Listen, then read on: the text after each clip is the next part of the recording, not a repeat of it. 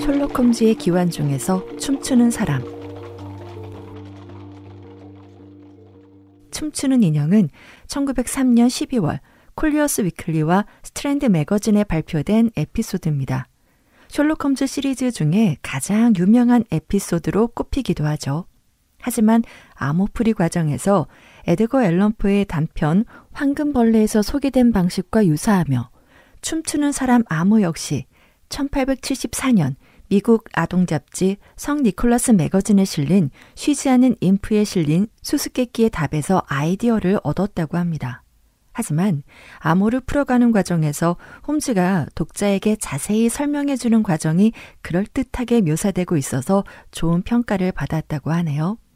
홈즈가 까다로운 캐릭터일 수는 있지만 언제나 친절하게 사건 해결 과정을 설명을 해줄 때면 모든 게 용서가 됩니다. 자, 그럼 지금부터 셜록 홈즈의 춤추는 사람 들려줄게요. 홈즈는 몇 시간 동안 아무 말 없이 등을 구부린 채 냄새나는 화학 실험에 집중하고 있었다. 마치 회색 깃털에 검은 벼슬 가진 호리호리한 새가 깊게 웅크리고 있는 것처럼 보였다. 그런데 왓슨, 남아프리카 주식은 투자하지 않기로 한 건가? 나는 정말이지 깜짝 놀랐다. 홈즈의 신비한 능력에 익숙해져 있지만 이렇게 느닷없이 마음속 생각을 꿰뚫어 볼 때면 정말이지 할 말을 잃는다. 대체 어떻게 알았나? 내가 물었다. 홈즈는 연기가 모락모락 나는 실험관을 손에 들고 재미있다는 듯 눈빛을 반짝이며 의자를 한 바퀴 빙그르 돌렸다. 왓슨, 깜짝 놀랐나? 그럼 그 종이에 각서를 쓰고 서명을 해두게. 왜? 5분만 지나면 별거 아니라고 말할 테니까. 아니야. 절대 그러지 않을게. 내 친구 왓슨.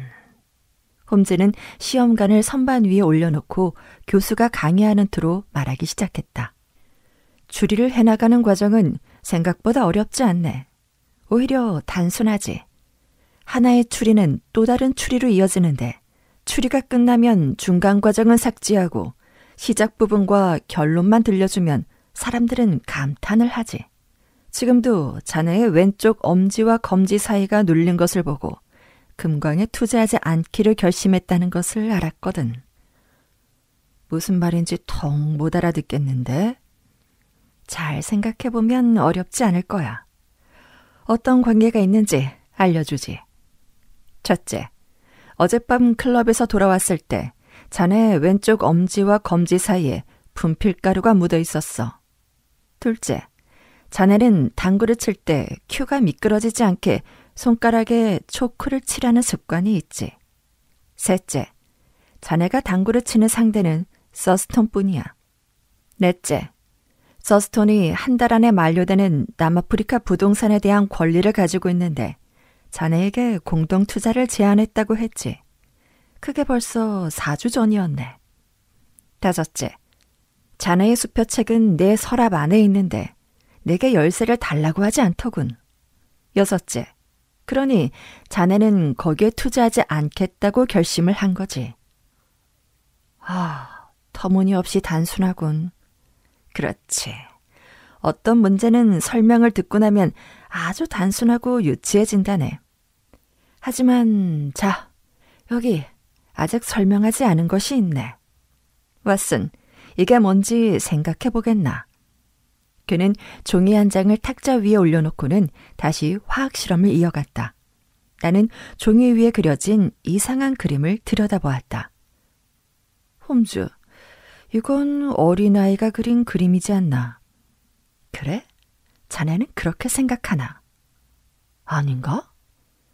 그건 노퍽의 라들링 소프 저택에 힐튼 큐비 씨가 해석해달라고 의뢰한 그림일세. 꽤나 궁금했던지 그림은 우편으로 먼저 보냈고 큐비 씨는 다음 기차로 온다더군. 마침 벨이 울리는 걸 보니 그가 도착한 모양이야. 계단을 올라오는 묵직한 발자국 소리가 들리더니 잠시 후 키가 크고 불구스름한 얼굴에 수염을 깨끗이 깎은 신사가 들어왔다.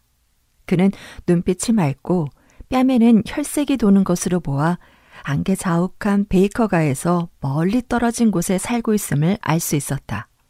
그가 방 안으로 들어서자 강렬하고 신선하고 상쾌한 동부 해안의 공기가 불어오는 듯한 느낌이었다. 우리는 악수를 나누었고 그는 의자에 앉아 우리가 방금 전까지 들여다보고 있던 탁자 위에 놓인 이상한 그림을 내려다보았다. 이 그림은 대체 뭘까요? 큐비 씨가 물었다. 홈즈 선생님이 미스터리한 것들을 좋아하신다고 들었는데 이보다 더 미스터리한 것도 흔치 않을 겁니다. 그래서 해석하는 데 도움이 되시라고 우편으로 먼저 보내드린 겁니다. 확실히 흥미로운 그림입니다. 얼핏 보면 아이들의 장난스러운 그림 같아 보이기도 하죠. 종이 위에는 춤추는 사람들의 모습이 일렬로 늘어서 있는데, 그런데 이 그림이 왜 중요하다고 생각하십니까? 홈즈 선생님, 제가 아니라 제 아내의 생각입니다. 아내는 죽을 만큼 이 그림을 두려워합니다. 내색은 하지 않았지만 아내의 눈을 보면 얼마나 공포에 질려 있는지 알 수 있어요. 그래서 이 그림을 조사해달라고 부탁을 드린 겁니다. 홈즈는 종이를 집어들고 햇빛에 비춰보았다.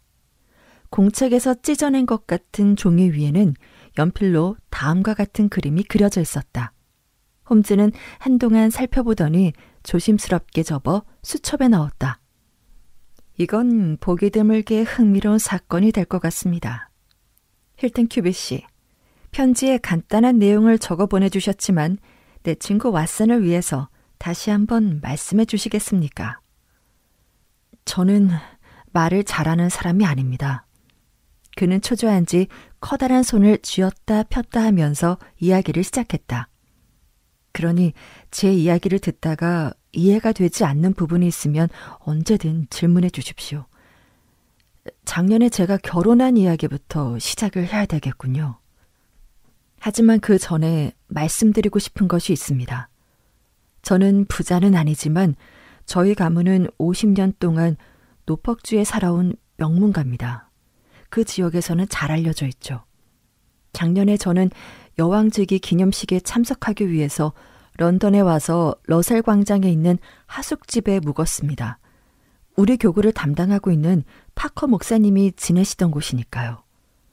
그곳에는 엘시 패트릭이라는 젊은 미국 여성이 묵고 있었는데 우리는 친구처럼 지내다가 한 달 뒤에는 서로 사랑하게 됐습니다.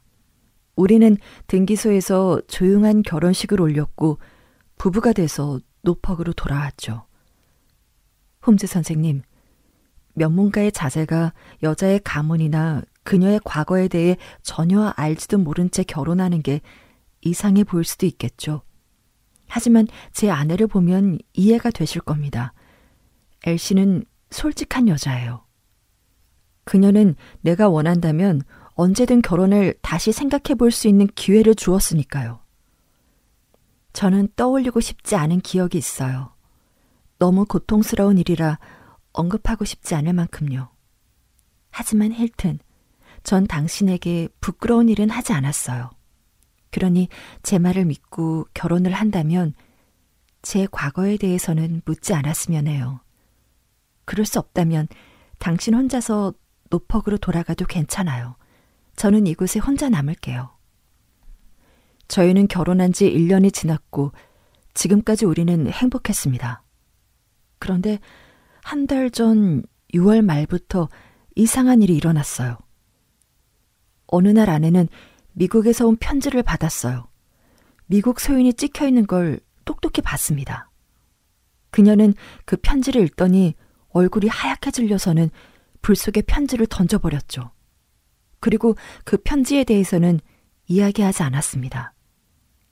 저 역시 그 편지에 대해서 아무것도 묻지 않았고요.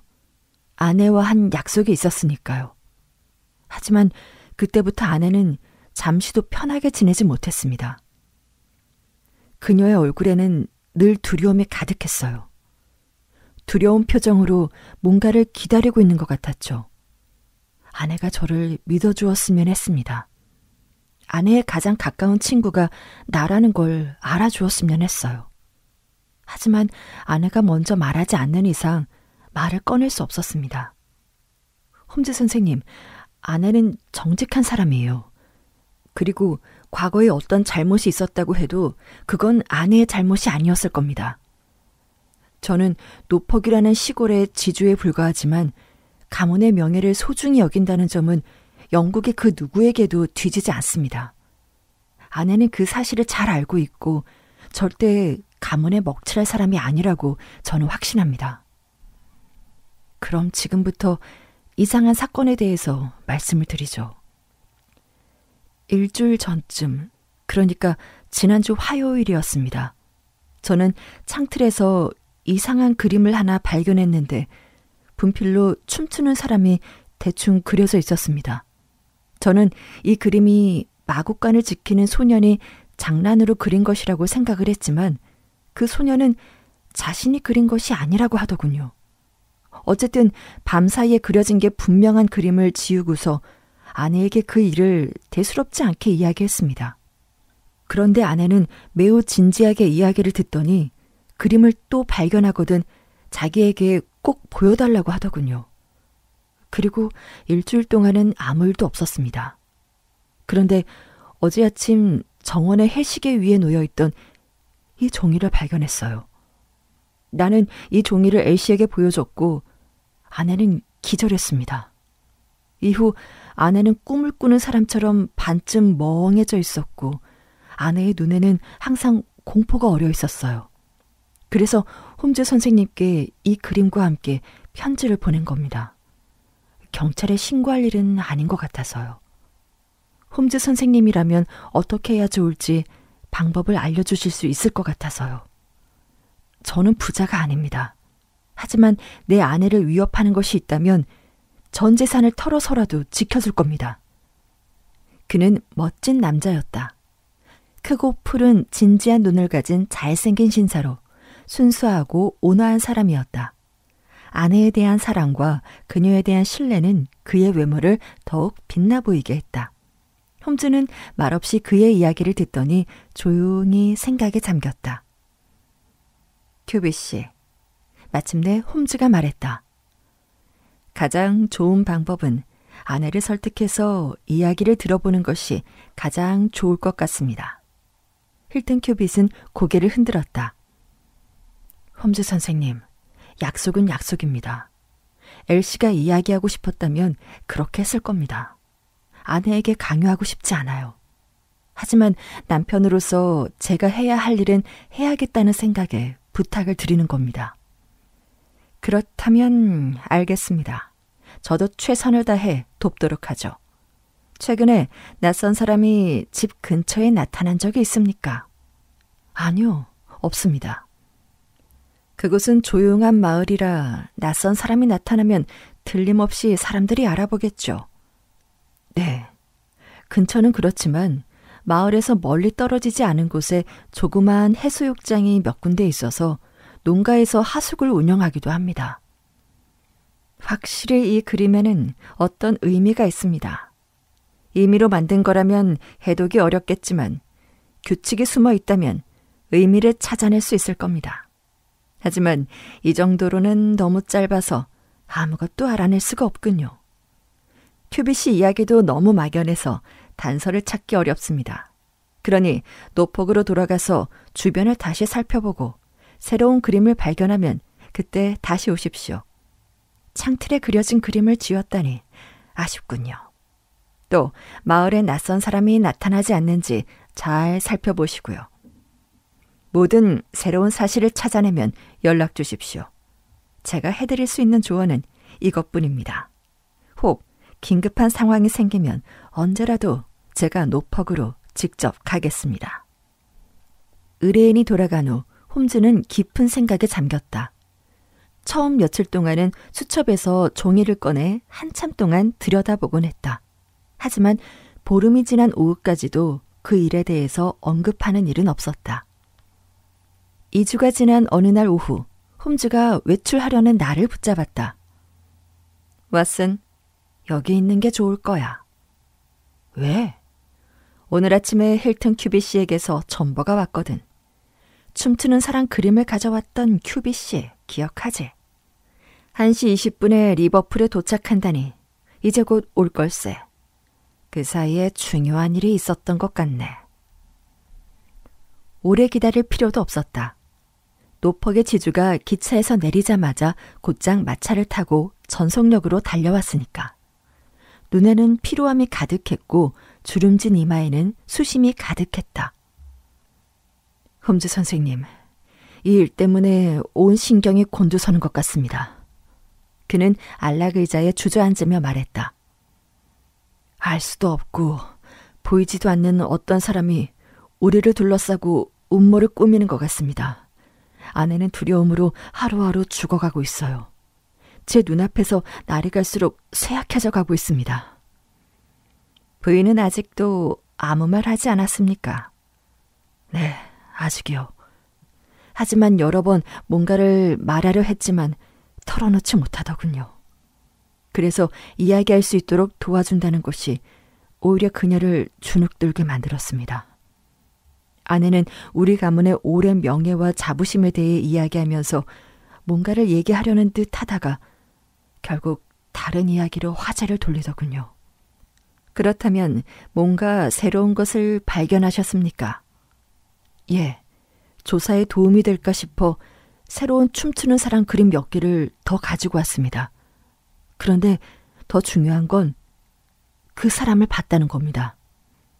그림 그리는 사람을 봤습니까? 네, 제가 그림 그리는 것을 봤습니다. 순서대로 말씀드리죠. 제가 여기 왔던 다음날 아침에 새로 그려진 춤추는 사람 그림을 발견했습니다. 연장 창고의 나무문에 분필로 그려놓은 겁니다. 창고는 잔디밭 옆에 있어서 집 안에서도 아주 잘 보이거든요. 그 그림을 베껴왔습니다.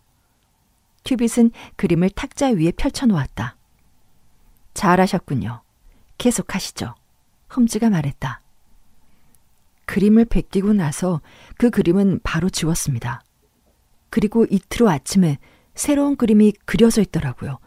바로 이겁니다. 홈즈는 두 손을 비비며 기쁘다는 듯 낄낄거렸다. 자료가 계속 쌓이는군요.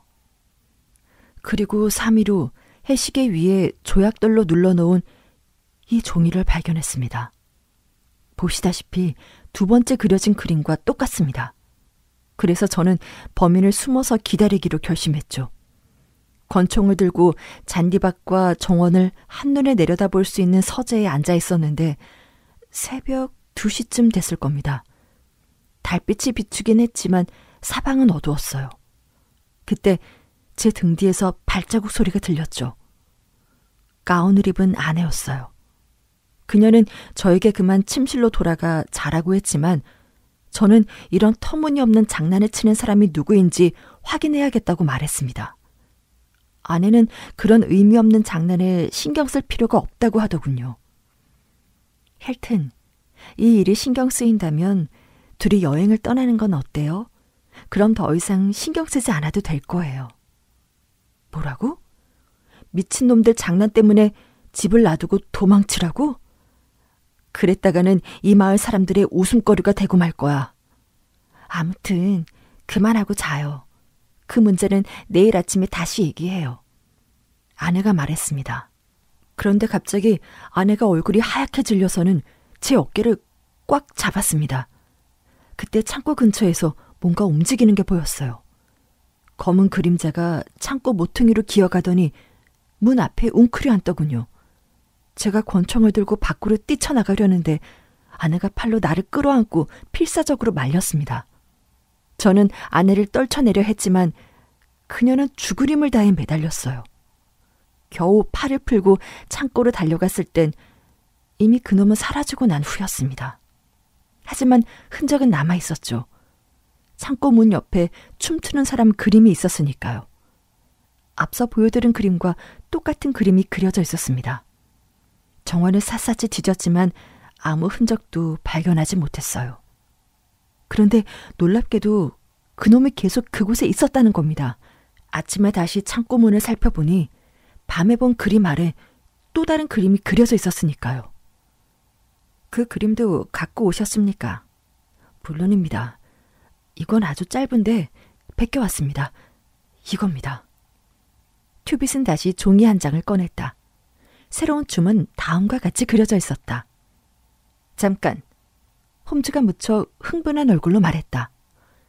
이 그림을 먼저 그린 그림 옆에 연결해서 그렸습니까? 아니면 뚝 떨어진 다른 곳에 그렸습니까?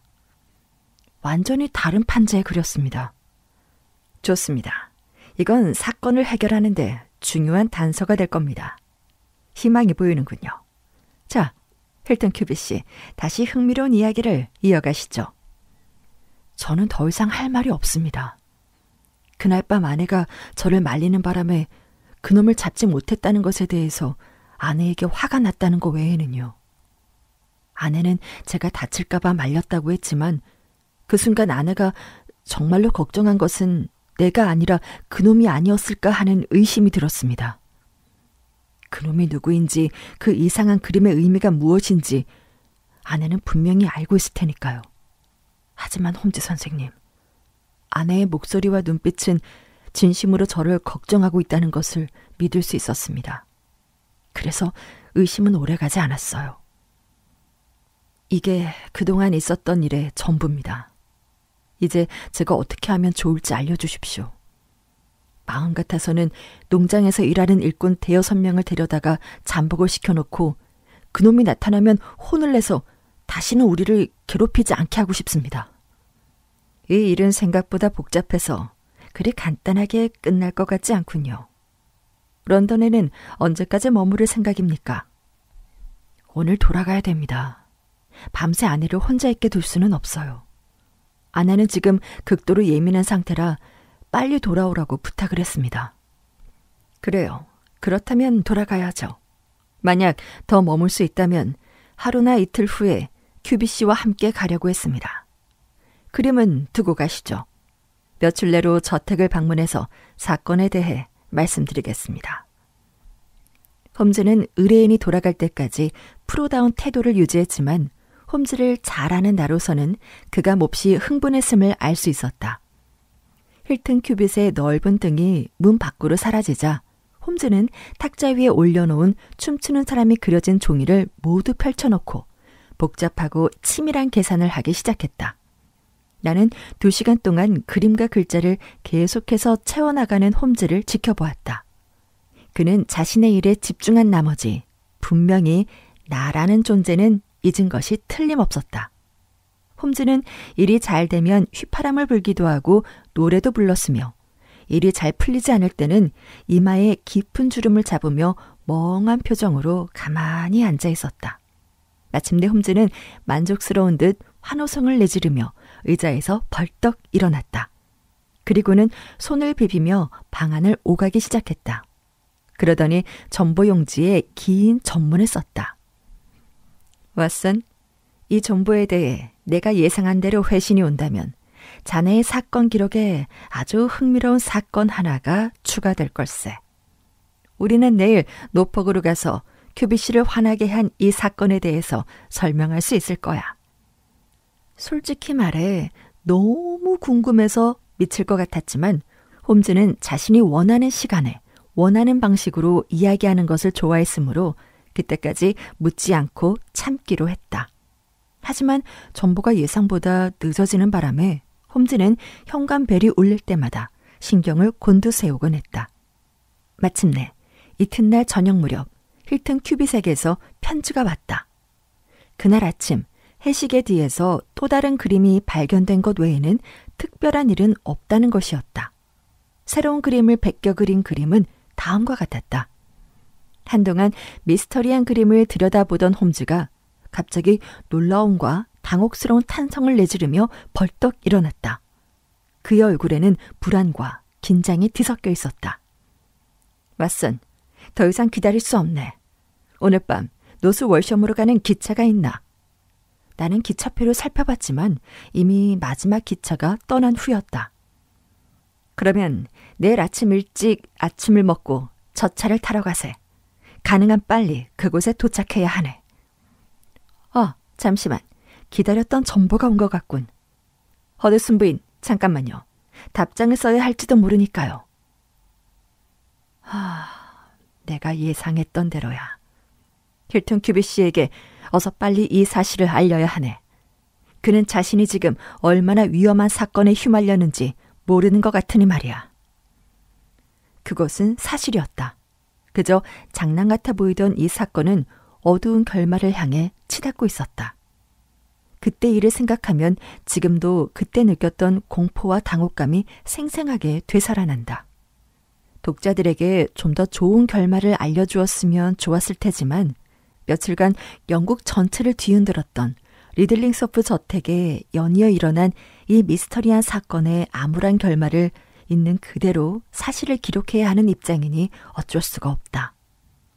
다음 날 우리는 노스 월숍역에 내려 다음 목적지를 말하는 순간 역장이 급하게 우리에게 달려와 물었다. 런던에서 오신 탐정님들이십니까? 홈즈의 얼굴에 당황하는 기색이 스쳐 지나갔다. 무슨 일입니까? 노리치 경위가 방금 이곳을 지나갔습니다. 혹시 이쪽 분은 의사 선생님이십니까? 부인은 아직 죽지 않았다고 합니다. 그러니 지금 가시면 그녀를 구할 수도 있겠네요.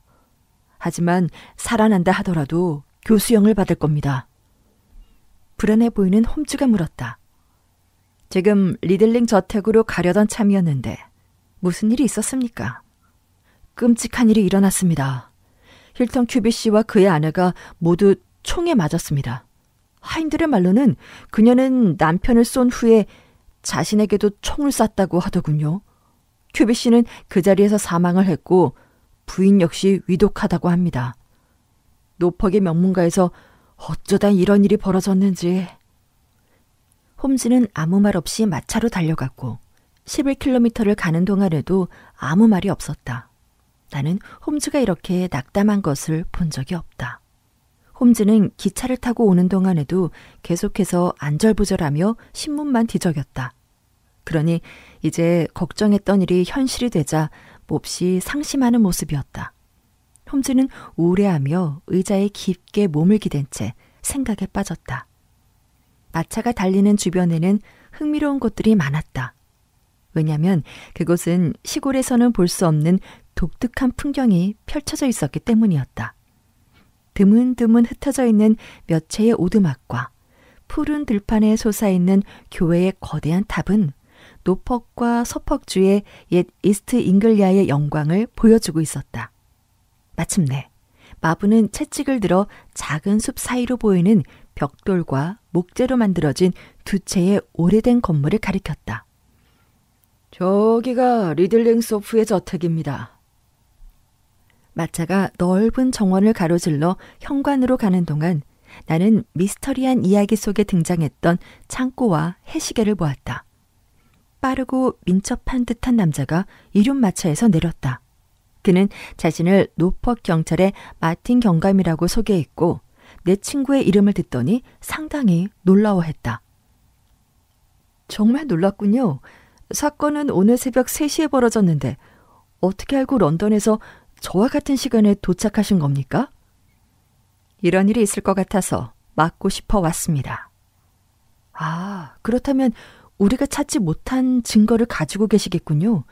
사람들 말로는 부부는 평소 아주 다정한 사이였다고 합니다. 내가 가지고 있는 건 춤추는 사람 그림뿐입니다. 그건 잠시 후에 설명해드리죠. 어쨌든 비극은 막지 못했지만 제가 가지고 있는 이 증거들은 정의를 위해 쓸 겁니다. 저와 함께 조사를 하시겠습니까? 아니면 각자 하시겠습니까? 홈즈 씨와 함께 할 수 있다면 저야 영광이죠. 경감이 진지하게 말했다. 그렇다면 지금 즉시 증인들의 이야기를 듣고 현장 조사를 실시합시다. 마틴 경감은 내 친구가 자신의 방식대로 조사할 수 있도록 배려하면서 수사 결과를 기록하는 식으로 홈즈를 도왔다. 이 지역의 백발에 놓인 외과 의사는 힐턴 큐빗의 부인은 상처는 심각하지만 치명적이지는 않고 총알이 그녀의 머리 앞부분을 관통했으므로 그녀가 의식을 되찾기까지 시간이 좀 걸릴 것 같다고 말해주었다. 그리고 그녀가 총에 맞은 것인지 스스로 쏜 것인지에 대해서는 확실히 밝히지 않았지만 어쨌든 아주 가까운 곳에서 발사된 것이라고 했다. 방에서 발견된 권총은 한 자루뿐이었는데 탄창에는 총알 2알이 비어 있었다. 힐튼 큐빗은 심장에 총을 맞았으며 그의 아내가 먼저 쏘고 스스로 목숨을 끊은 것으로도 볼 수 있었다. 큐빗의 시신을 옮겼습니까? 홈즈가 물었다. 부인은 옮겼지만 다른 것들은 손대지 않았습니다. 부인의 상처가 심각해서 그대로 둘 수는 없었어요. 선생님은 여기 온 지 얼마나 되셨습니까? 새벽 4시쯤부터입니다. 다른 사람은요? 이 경찰관 한 명이 있었어. 현장에 손댄 것이 있습니까? 없습니다. 아주 신중하게 행동하셨군요. 당신은 누가 여기로 불렀습니까?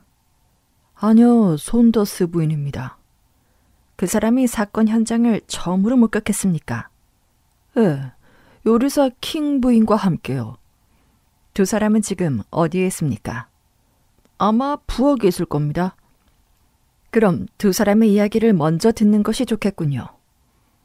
떡갈나무 목재로 만든 창문이 높게 나 있는 낡은 응접실은 임시 조사실로 바뀌었다. 홈즈는 커다란 구식 의자에 앉아 초췌한 얼굴을 한 채 눈빛만 번뜩이고 있었다.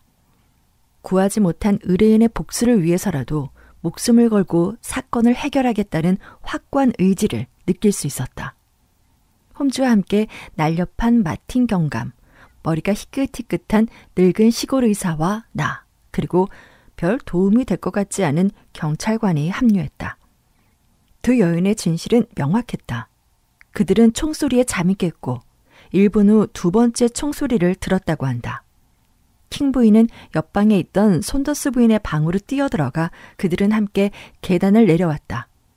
서재문은 열려 있었고 탁자 위에는 양초에 불이 켜져 있었다. 주인은 방 한가운데 누워 있었는데 이미 죽은 상태였다. 부인은 창가에 머리를 기댄 채 웅크리고 있었다. 심하게 다친 상태였고 얼굴은 피범벅이 되어 있었으며 거칠게 숨을 몰아쉴 뿐 아무 말도 할 수가 없는 상태였다.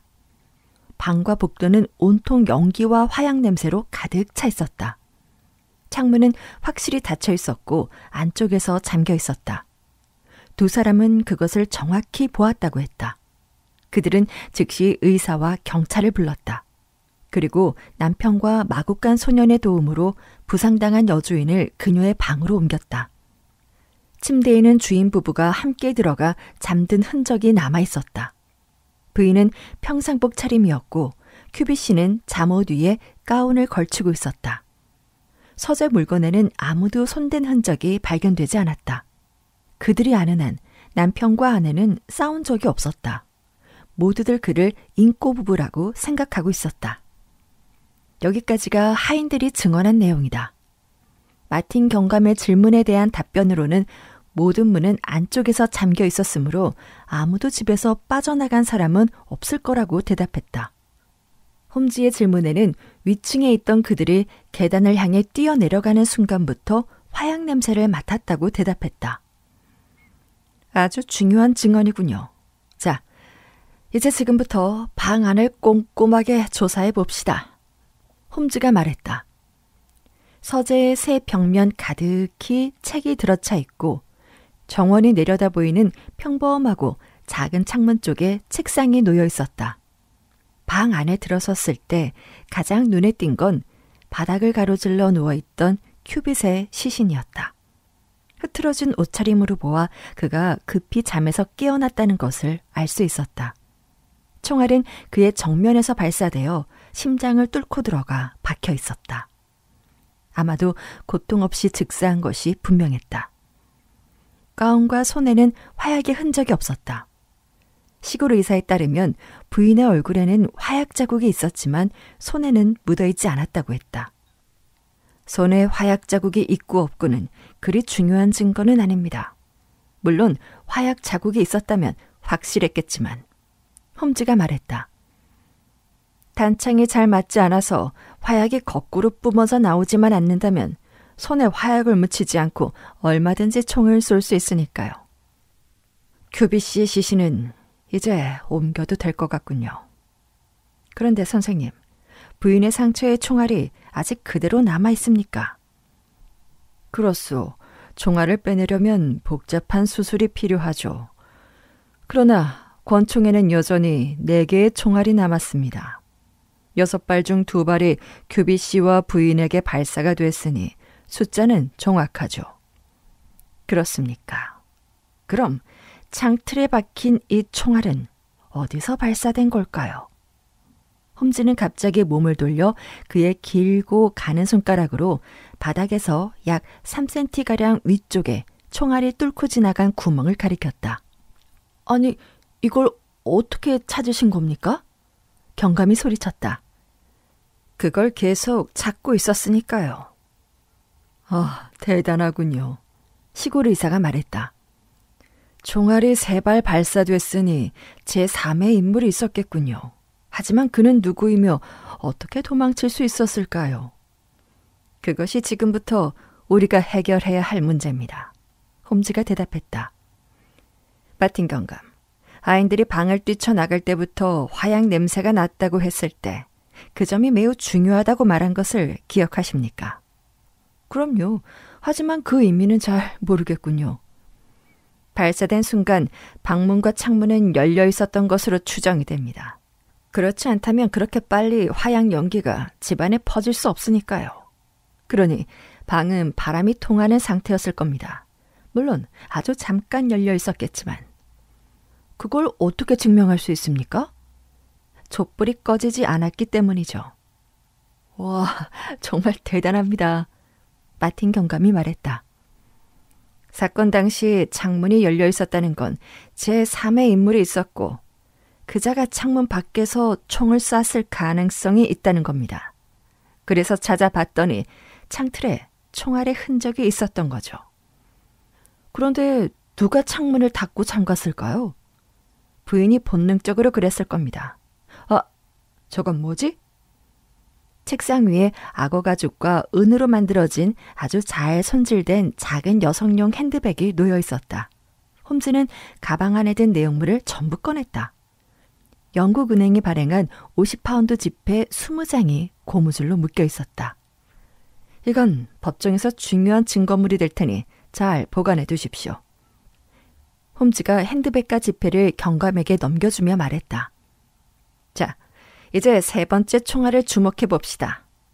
나무가 쪼개진 모양으로 보아 방 안에서 발사된 것이 분명합니다. 요리사 킹과 다시 얘기를 해봐야겠군요. 킹 부인, 종소리에 잠에서 깨어났다고 했는데 처음 들은 종소리보다 2번째 총소리가 더 컸습니까? 자다 깬 상태라서 잘 모르겠지만 아주 크게 들렸습니다. 혹시 2발이 동시에 발사됐다고 생각되지는 않습니까? 글쎄요, 잘 모르겠어요. 확실히 그랬을 겁니다. 마틴 경감님, 서재 조사는 이것으로 충분합니다. 저와 함께 정원으로 나가서 새로운 증거물들을 찾아보시죠. 화단은 서재 창문까지 이어져 있었고 그 앞으로 다가가자 모두가 탄성을 내질렀다. 꽃은 짓밟히고 부드러운 흙에는 발자국이 가득했다.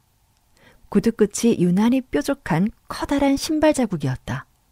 홈즈는 부상당한 새를 쫓는 리트리버처럼 풀과 나무숲 사이를 헤집고 다녔다. 그런 다음 곧 만족스럽다는 듯한 소리를 내지르며 몸을 굽혀 작은 노스의 원통을 집어들었다. 네, 이럴 줄 알았지. 홈즈가 외쳤다. 단피 제거 장치가 있는 총을 사용한 것 같군요. 이게 바로 3번째 총알의 탄약통입니다. 드디어 사건의 윤곽이 드러나는군요. 마틴 경감. 홈즈의 신속한 수사에 시골 경감은 몹시 놀란 듯한 표정을 짓고 있었다. 처음에 그는 자신의 입장을 펼치고 싶어 하는 눈치였지만 지금은 그저 감탄하며 홈즈가 가는 곳이면 어디든 따라갈 준비가 되어 있었다. 의심 가는 사람이 있습니까? 경감이 물었다. 그건 나중에 알려드리죠. 이번 사건에서 아직 설명하지 못한 몇 가지가 있습니다만 일단 조사를 먼저 진행하고 나중에 한 번에 이야기하겠습니다. 범인만 잡을 수 있다면 홈즈 선생님이 원하시는 대로 하시죠. 나는 비밀스럽게 수사를 하려는 게 아닙니다. 다만 내용이 길고 복잡해서 짧게 설명을 할 수가 없군요. 이 사건을 해결할 단서는 모두 손에 넣었습니다. 부인이 의식을 회복하지 못한다 하더라도 우리는 어젯밤 사건을 재구성할 수 있습니다. 우선 이 동네에 엘리지라는 여관이 어디에 있습니까? 하인들에게 물어봤지만 누구도 아는 사람이 없었다. 그때 마구간 소녀는 이스트 러스턴 방향으로 몇 마일 떨어진 곳에 엘리지 농장에 있다는 것을 기억해 홈즈에게 말해주었다. 그 농장은 마을에서 멀리 떨어져 있니? 네, 아마도요. 어쩌면 어젯밤 이 집에서 일어난 사건에 대해서 모르고 있을까? 아마도요?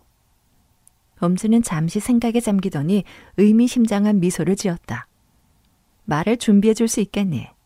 엘리지 농장에 편지를 보내야겠구나. 홈즈는 주머니에서 춤추는 사람 그림을 모두 꺼내더니 책상 위에 올려놓고 새 종이에 뭔가를 열심히 썼다. 그리고 소년에게 이 편지를 당사자에게 직접 전해주고 무슨 질문을 해도 절대 답하지 말라고 지시했다. 나는 홈즈의 정확한 글씨와는 달리 삐뚤빼뚤한 글씨로 노퍽주 러스턴 엘리지 농장의 에이브 슬레인이라고 적는 것을 보았다. 경감님, 제 생각에 전보를 쳐서 죄수를 호송할 담당자를 부르는 것이 좋겠습니다. 제 예상에 맞다면 아주 위험한 범인을 체포하게 될 테니까 말입니다. 왓슨, 오후에 런던으로 돌아가는 기차가 있다면 그걸 타고 돌아가세. 가서 끝내지 못한 화학 실험을 끝내야겠어. 이번 사건도 거의 끝나가는 것 같으니 말이야. 소년이 편지와 함께 떠나자 홈즈는 하인들에게 누가 와서 부인을 찾거든 부인의 상태를 알리지 말고 응접실로 안내하라고 말했다. 그는 아주 신중하게 주의를 해달라고 당부했다. 그런 다음 홈즈는 우리를 응접실로 데려가더니 더 이상 할 일이 없으니 기다리는 동안 시간을 최대한 활용해야 한다고 말했다. 의사는 다른 환자를 진찰하기 위해 떠났고 경감과 나만 남아 있었다. 지금부터 1시간 정도 유익하고 재밌는 시간을 보내는 방법을 알려드리죠. 홈즈는 의자를 탁자 앞으로 끌어당기더니 춤추는 사람 그림 여러 장을 탁자 위에 펼쳐놓았다. 왓슨, 정말 오랜 시간 궁금했을 텐데 모르는 척해서 미안하네. 경감에게는 이 사건이 범죄를 연구할 수 있는 중요한 자료가 될 겁니다. 내가 이 흥미로운 사건을 알게 된 건 힐튼 큐비씨가 나를 찾아와 의뢰를 했기 때문이죠. 홈즈는 마틴 경감에게 그때 나눴던 이야기를 짧게 설명했다. 내 앞에 있는 이 그림들이 비극의 시작이라는 걸 몰랐다면 이 그림은 그저 장난에 불과하다며 웃어 넘겼을 겁니다. 나는 여러 형태의 암호 해석에 익숙하죠. 160개의 암호문을 분석한 논문을 발표한 적도 있습니다.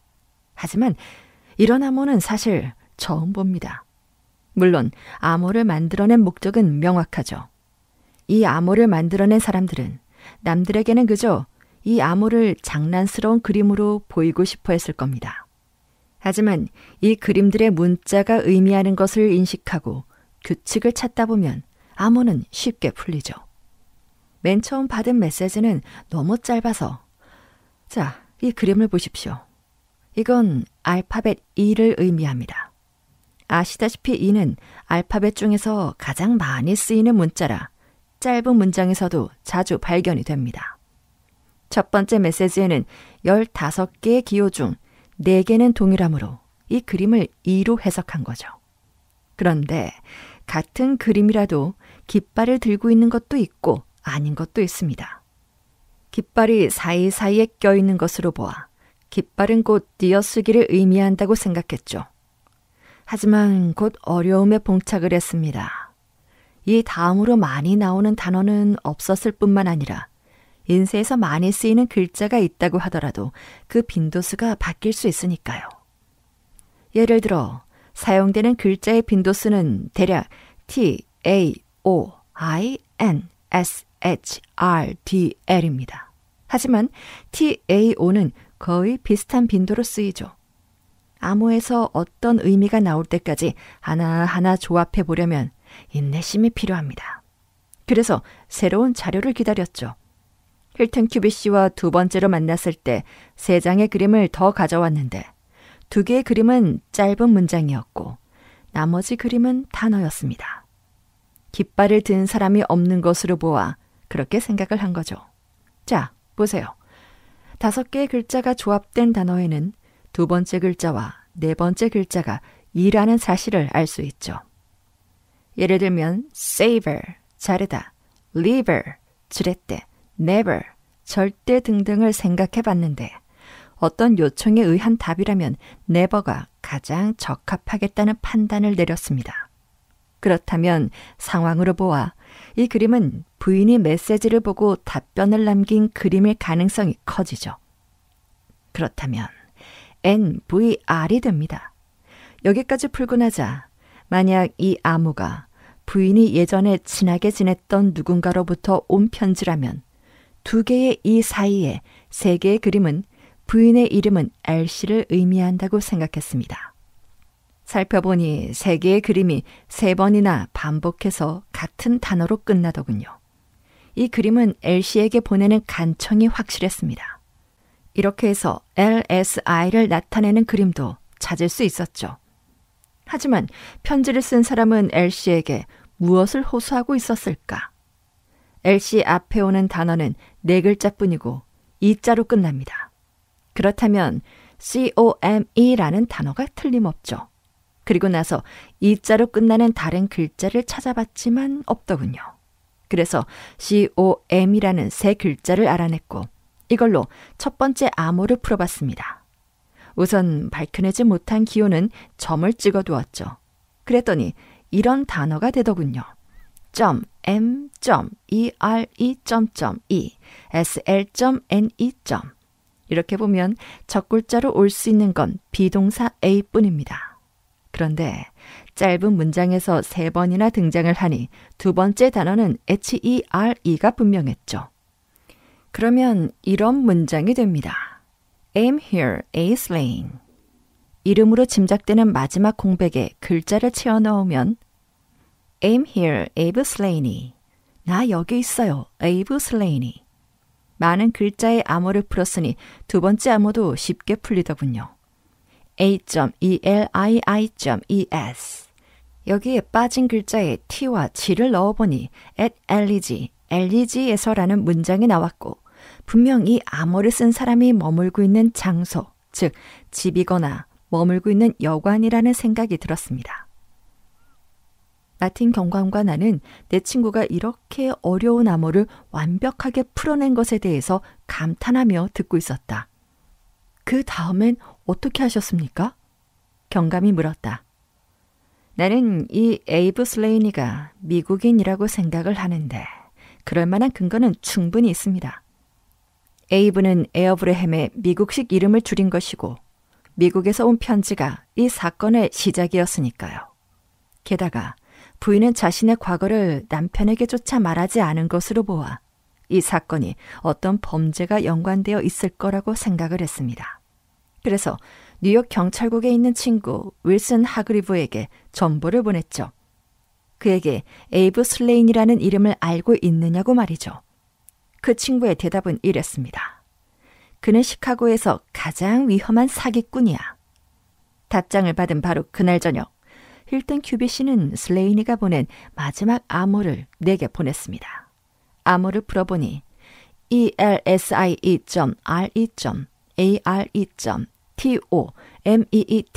elsie.re.tomeet.thygo 빈 공간에 P와 D를 넣어보니 LC, 시내 곁으로 갈 준비를 해라 였습니다.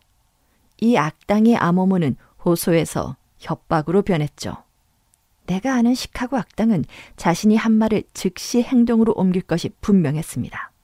그래서 친구이자 동료인 왓슨과 함께 노퍽으로 달려왔지만 이 비극적인 사건은 일어난 뒤였습니다.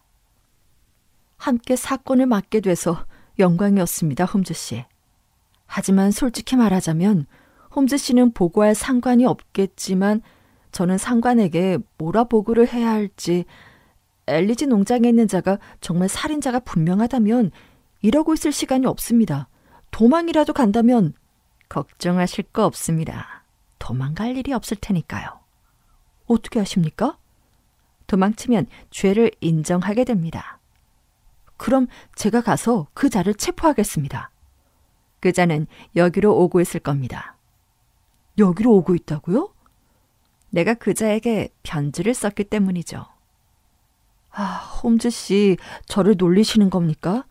홈즈 씨가 아무리 부탁한다고 한들 이곳에 올 리가 없지 않습니까? 오히려 눈치채고 도망이라도 가면 모를까? 이제 저도 암으로 편지를 쓸 줄 아니까요. 경감님, 제가 잘못 본 게 아니라면 저기 오는 사람이 그자가 아닙니까? 한 남자가 현관으로 통하는 길을 성큼성큼 걸어오고 있었다.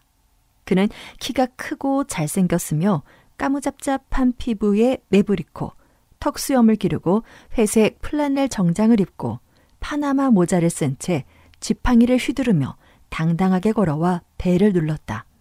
종소리가 울려 퍼졌다. 자, 여러분, 홈즈가 조용히 말했다.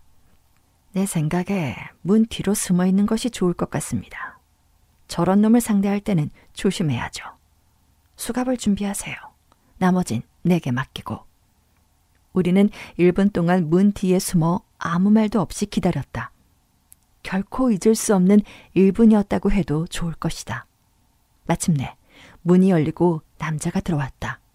순식간에 홈즈는 그의 머리를 권총에 들이댔고 마티는 그의 손목에 수갑을 채웠다. 이 모든 것이 너무나 신속하게 이루어졌기 때문에 그는 상황을 파악하기도 전에 체포된 채 분노로 이글거리는 눈빛으로 우리를 노려보았다. 그리고는 곧 쓴웃음을 터뜨렸다. 이런 내가 당했군. 하지만 난 부인의 편지를 받고 여기에 온 것뿐이야. 설마 그녀가 꾸민 짓은 아니겠지? 부인은 사경을 헤매고 있어.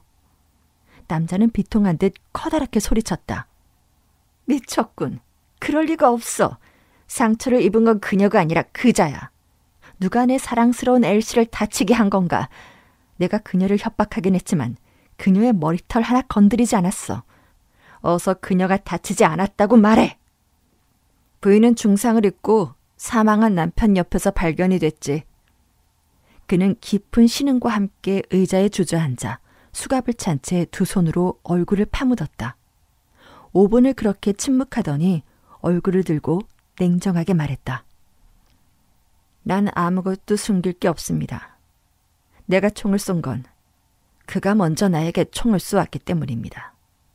하지만 내가 그녀를 다치게 했다고 생각한다면 그건 당신들이 나와 그녀를 몰라서 하는 말입니다. 이 세상에서 그녀를 나보다 사랑하는 사람은 없을 겁니다. 엘시는 내 여자예요. 그녀는 몇 년 전 나에게 사랑을 약속했습니다. 그런데 우리 사이에 끼어든 건 그 영국 놈이었어요. 나는 그녀의 남편이 될 권리가 있었고 그 권리를 주장했을 뿐이란 말입니다.